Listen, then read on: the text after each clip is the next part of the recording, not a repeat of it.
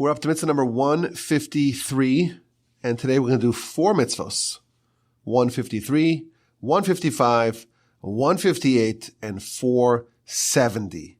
All these mitzvahs relate to kosher animals. As we know, we are required by the Torah to eat kosher, and that means that there are certain species that are kosher, certain species that are not kosher. And even the kosher animals, we have to process them in the correct fashion, meaning we got to slaughter it and inspect it and so on. But these 4 mitzvahs relate to the identification of the species of animal to make sure it's kosher before we consume it. Meaning, in addition to the mitzvah to eat only kosher animals and to avoid eating non-kosher animals, non-kosher birds, non-kosher fish, non-kosher grasshoppers, there is an additional 4 mitzvahs that relate to the inspection of the kosher signs of animals. So we have mitzvah 153 to inspect an animal before we eat it, to make sure that the animal is kosher. 155, it's mitzvah to inspect a fish that is kosher before you eat it. 158 is to inspect a grasshopper that is kosher before you eat it. And 470 is the mitzvah to inspect a bird that is kosher before you eat it. And we're going to have 4 separate mitzvahs relating to the prohibition against eating these 4 respective types of food if they are not kosher. So mitzvah number 153 is the mitzvah to inspect the kosher signs of a behema and a chaya, which means an animal and an animal, but specifically a domesticated animal and a non-domesticated animal, namely what we would call a wild animal. We are commanded to look and examine and inspect in the signs of a kosher animal before we want to eat it. You want to eat an animal? Check. Does it have the split hooves? Does it chew its cud? And this is based upon the verse in Leviticus that we have to look at the animals and see this is the animal that's kosher. It has split hooves and it chews its cud. Now, the reason for this is obvious. It's so important for us to eat kosher, to make sure that our diet is in line with the diet outlined by the Almighty in the Torah. And therefore it makes sense. There's a logical rationale that we can understand to not only rely on some sort of hearsay or to make a cursory inspection. No, to go through the signs and to make sure that it is in fact kosher. Now there's a very interesting part of the explanation in the Sefer Chinuch, which is the book that we are using to go through the 613 mitzvahs. He confesses in mitzvah number 153 and 55 and 58 and 470 that really it doesn't make sense to him that this would be classified as its own mitzvah. After all, if you have a mitzvah that it's prohibited to eat a non-kosher animal, well then implied is you have to inspect and make sure that the animal that you're eating is in fact kosher. So it seems extra, it's redundant to have a standalone mitzvah to inspect an animal as a kosher and a second mitzvah to not eat a non-kosher animal. It seems like that could be bunched into one. And what he says is, the way he explains his rationale, he says, I undertook this project to organize all the 613 mitzvahs in the order in which they appear in the Torah, and I followed the system of the Rambam. And I did not withhold my pen to write this down, even though I kind of disagree with it. And he cites the Ramban. So not to get confused, we have Rambam with an M at the end, Ramban with an N at the end. Maimonides and Nachmanides.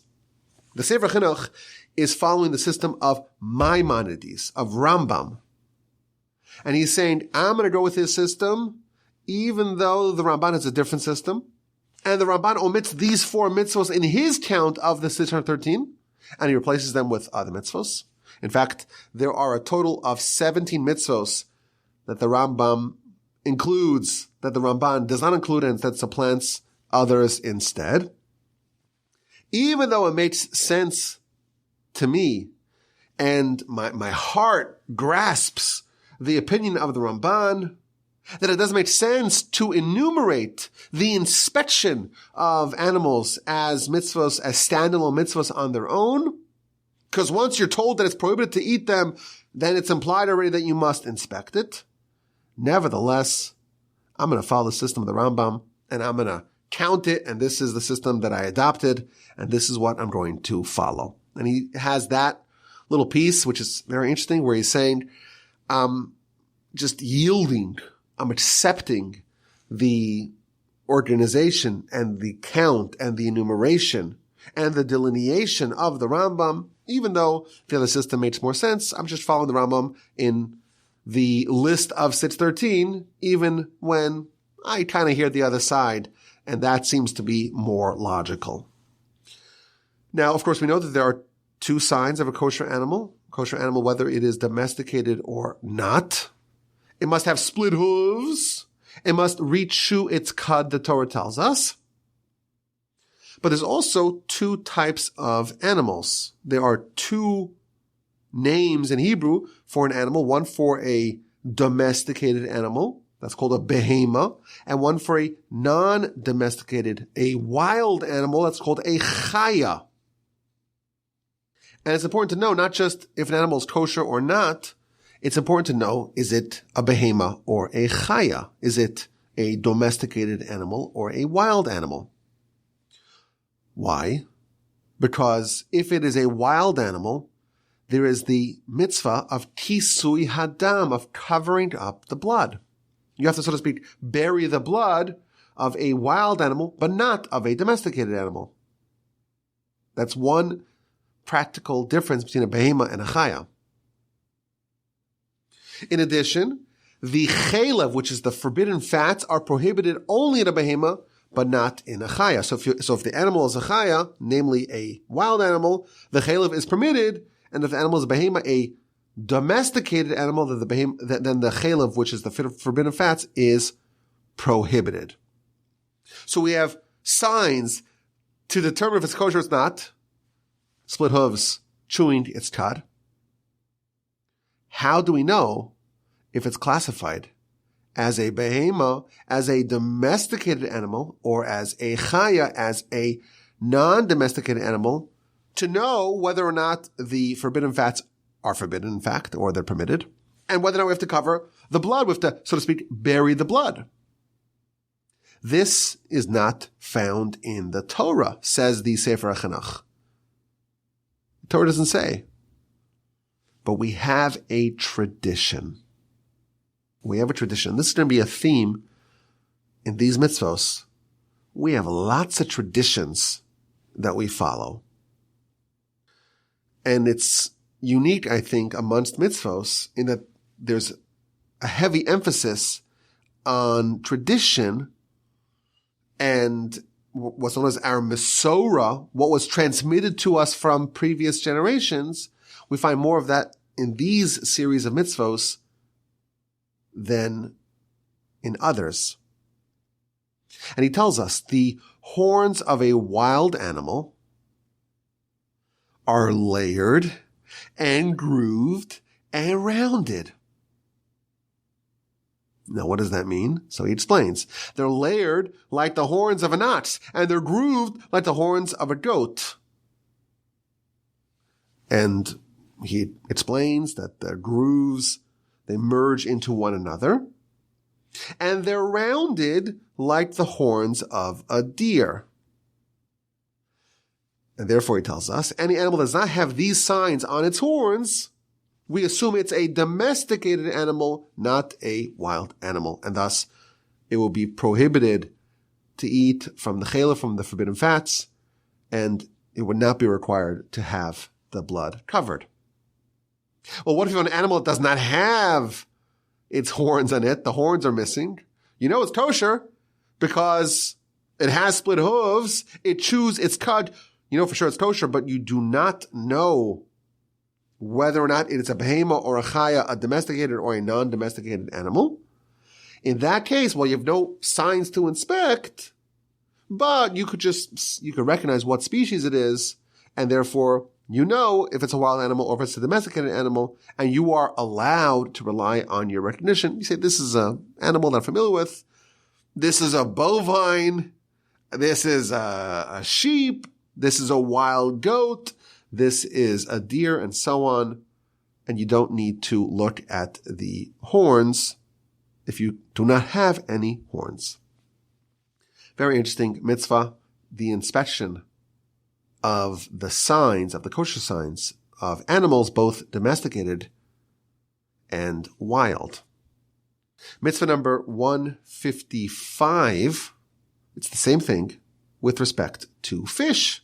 The Torah tells us that there are two signs of a kosher fish. Snapir v'kaskeses, which means it has fins and scales. Fins are like these paddles that it uses to swim, and scales are these scales on its skin.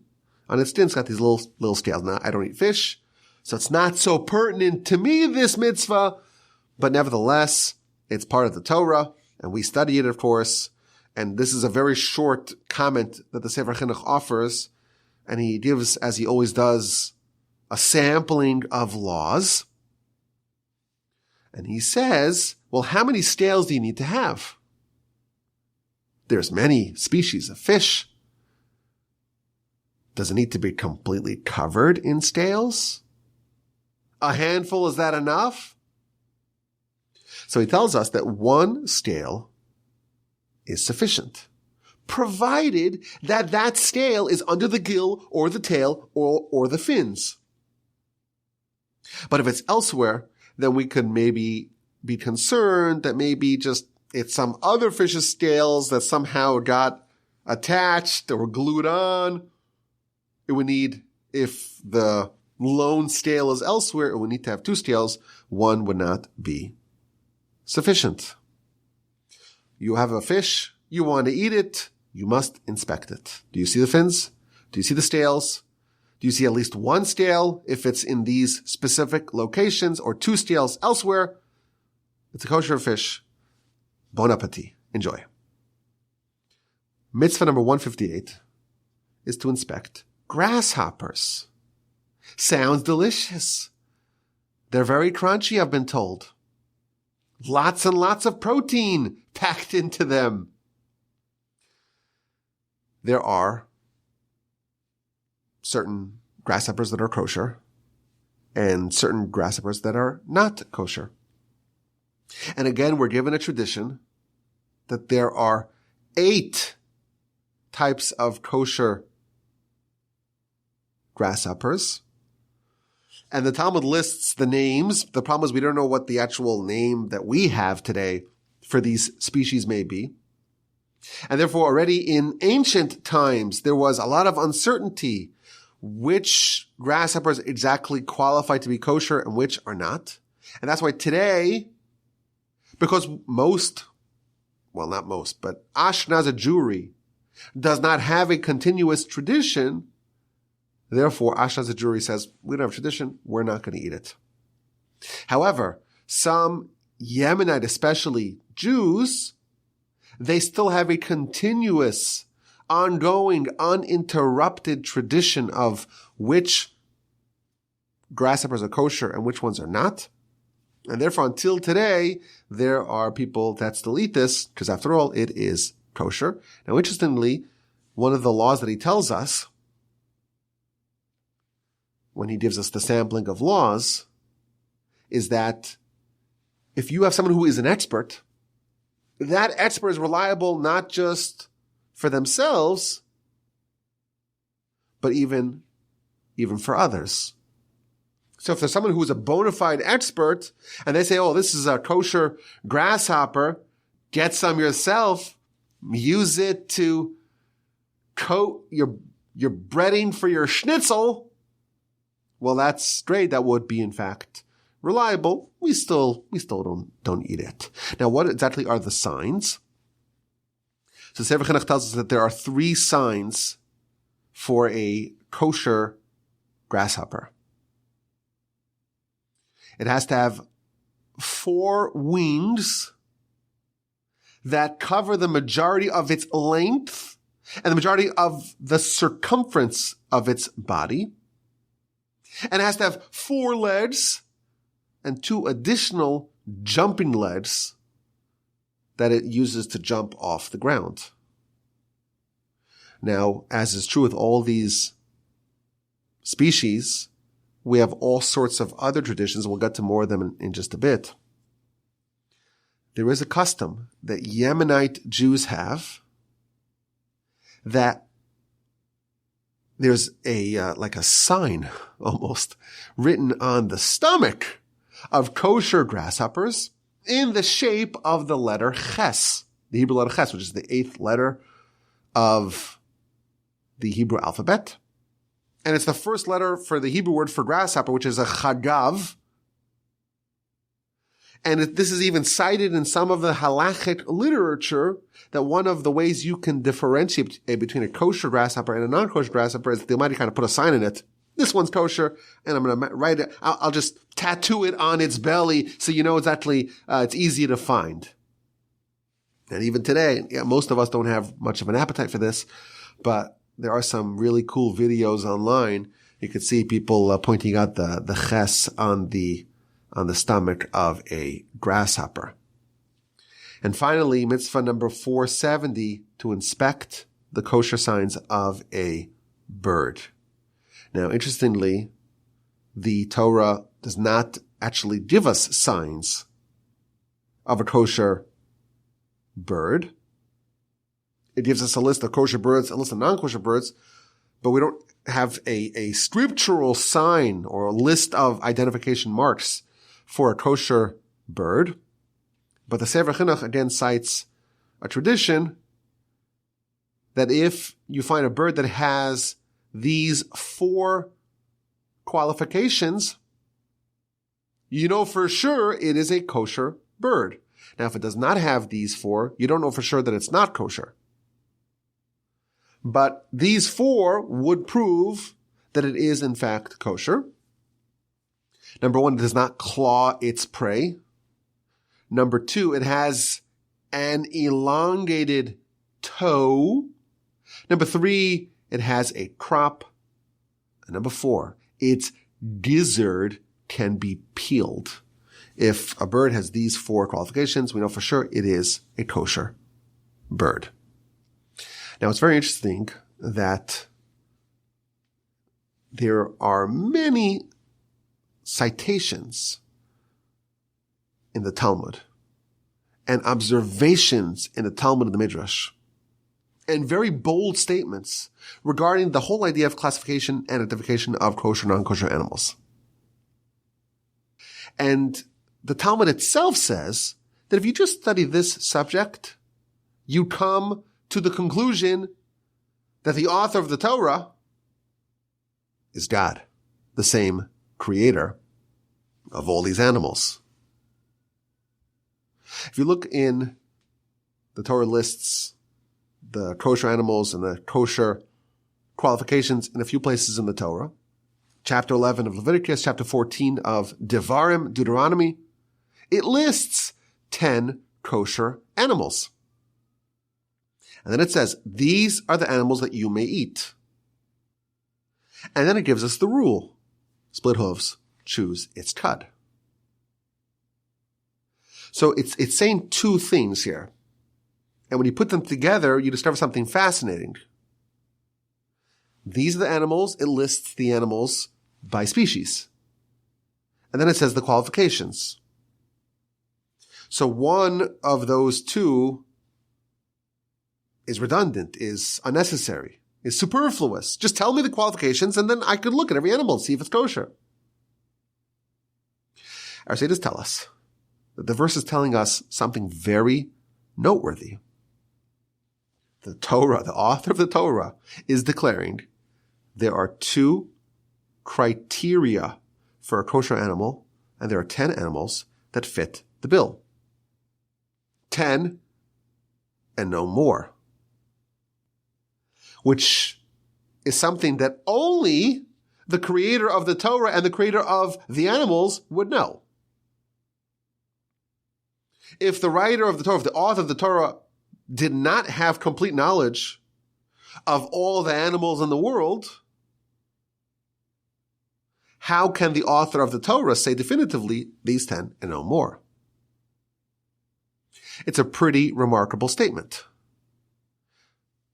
Moreover, then the Torah lists the exceptions. It gives us the 4 animals that have one sign but not the other. And again, it has that same extra words. If an animal has split hooves but does not chew its cud, or vice versa, chews its cud but does not have split hooves, it's not kosher. And then it lists the animals that fit that criteria. These 4, and these 4 alone, are animals of all the millions of species, billions, trillions of species in the world. These are the only ones that have partial signs of kosherness and not one, not the other. And again, the Talmud tells us, this is the book of Chulin, page 59a, only the master of the world, he could say that there's a single animal that chews its cud and is not kosher, and that's the camel. And the pig and 2 others are the only ones that has a split hooves, but does not chew its cud. And the Midrash cites Rabbi Akiva. Was Moshe a zoologist? Was he a hunter, a trapper? How did he know this thing? How did he know? If Moshe was the author, again, we know that Moshe is not the author, but if you're just an outsider and you're evaluating the identity of the author of this book, and you want to say as a human, what human can make this statement? Even today, every day they're discovering new species that they didn't know existed previously. Rabbi Akiva says, this is proof. Was Moshe a hunter, a trapper? I remember reading that there's hundreds of thousands of species that are native to Madagascar that are not found anywhere else in the world. And we have yet to find an animal that violates these rules. 10 kosher animals, 10 alone have these 2, no others. 4 animals that have one, not the other. These ones, only these, no one else.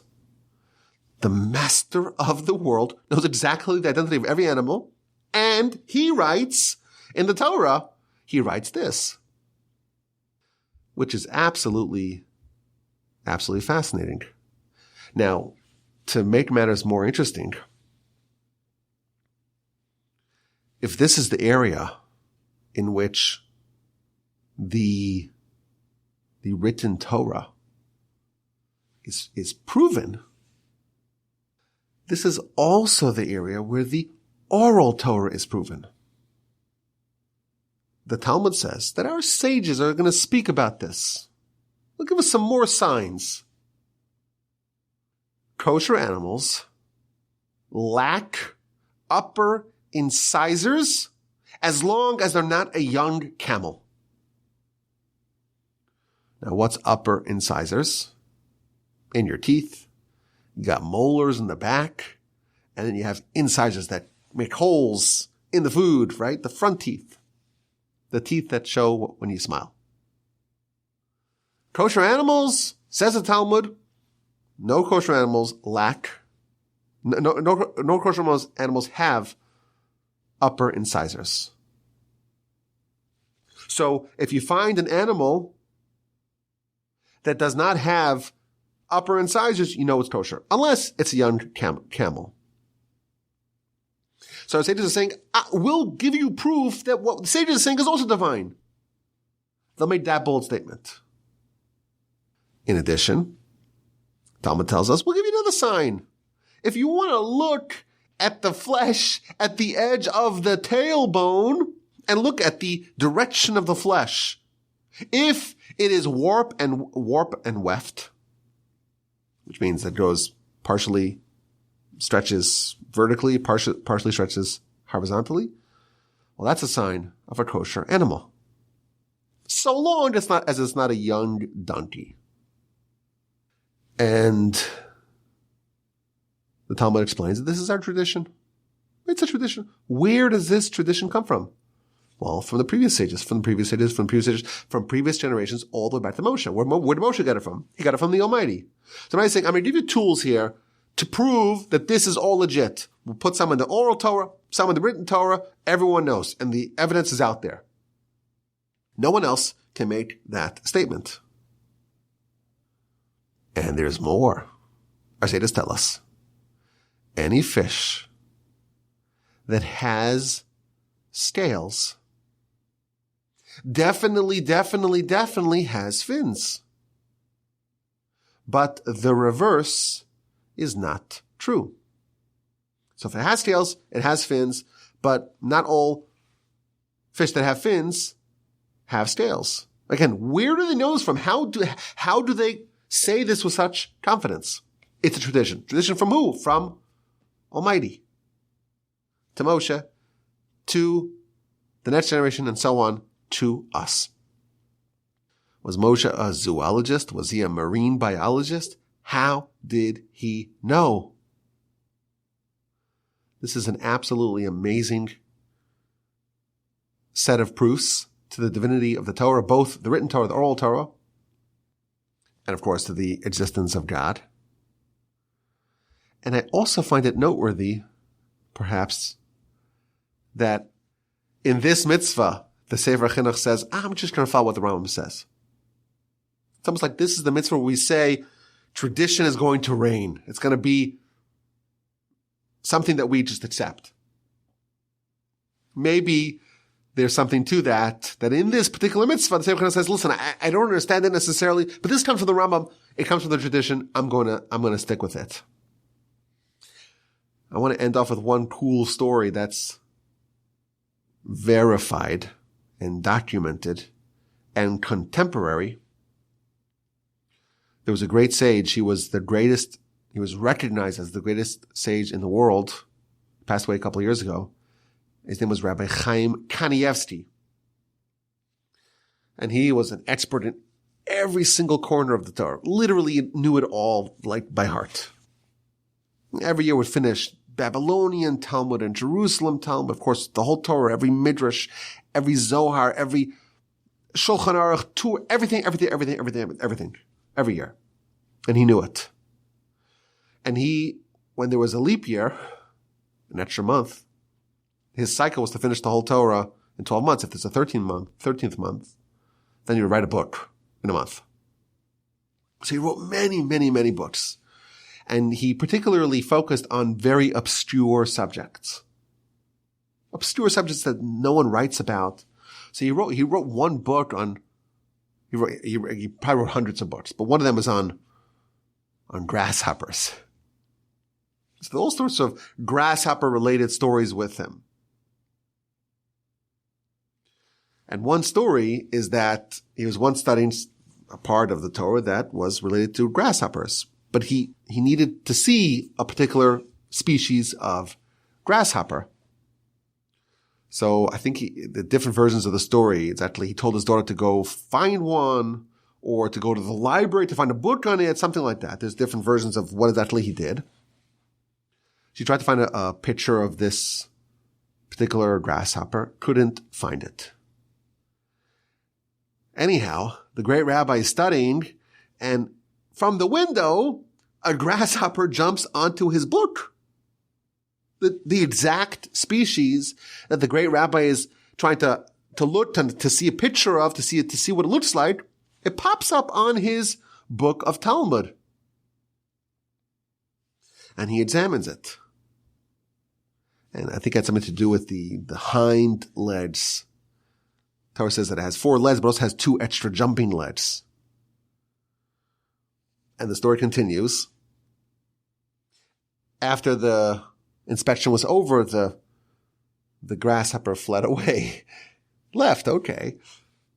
And, but then the great rabbi needed to see it again. So he needs it again. A second grasshopper pops up and lands, on his lap, so to speak. And then the story goes even further that this story, this is incredible, right? This is like someone who lived in someone who I got a blessing from, and I went to pray with him. I saw him. This is someone who existed in contemporary times. So the story continues is that there was someone speaking. He was saying, listen, people are too naive. They just believe everything. Every story gets embellished and gets blown out of proportion. People believe like this nonsense story about this grasshopper. We have to be a little bit more grounded, logical, rational. That's what he said. And he went to his house and he found it infested with grasshoppers. And he realized that the Almighty sending him a message. And he tried to get rid of all the grasshoppers, but they just stuck around. So he went back to the great rabbi and said, forgive me. The rabbi says, no, you don't have to ask for forgiveness, but if you do, I forgive you. Goes home, not a single grasshopper is left. Now, the question that may be the meta question is, there's so much here. 10 animals that are kosher. These 10 have these two signs, none others. We have the 4 exceptions, these 4, and no others. And we have the upper incisor teeth missing in kosher animals. And the warp and the weft flesh. And that's brought to us, that's the sages talking. The sages are telling us they're making their determination. And they're staking their position clearly. And then we have the fins and scales. If it has scales, it definitely has fins. And the grasshoppers, it has a letter ches on it, on its belly. Why specifically in this area of Torah or of life do we have the divinity of the Torah proven? Like again, Rabbi Akiva himself says, was Moshe a zoologist? Was he a zookeeper? Did he visit the whole world to find out every single species, to inspect every one of the millions and millions and millions and billions and trillions of them? How could it be? Talmud itself says, this is the master of the world, determining and saying clearly, this is my handiwork. The Torah is my handiwork. The world's my handiwork. Why specifically here did the Almighty give proof to the divinity of the Torah and also give the sages the tradition that proves the divinity of the tradition? That's the meta question that we have to perhaps ponder. But we have a fascinating set of mitzvos. The Ramban says these should not be standalone mitzvahs on their own. Once you have a mitzvah that says you must eat kosher animals, not eat non-kosher animals, well then, of course, you have to inspect it. So he would subsist with just 4 mitzvos to not eat a non-kosher animal, a non-kosher fish, a non-kosher grasshopper, a non-kosher bird, and so on. The Rambam has 8 mitzvos. Those 4 plus the additional 4 to inspect it. And I think the value that we gain is to recognize that in the inspection of these animals, we also learn about the power and the divinity and the irrefutable godliness of the Torah. It's legit. It's from the Almighty. And how privileged are we to have them? Mitzvah 153, 155, 158, 470, the identification of kosher animals. As always, my email address is rabbiwolbe@gmail.com. I cherish your questions, your comments, and your feedback.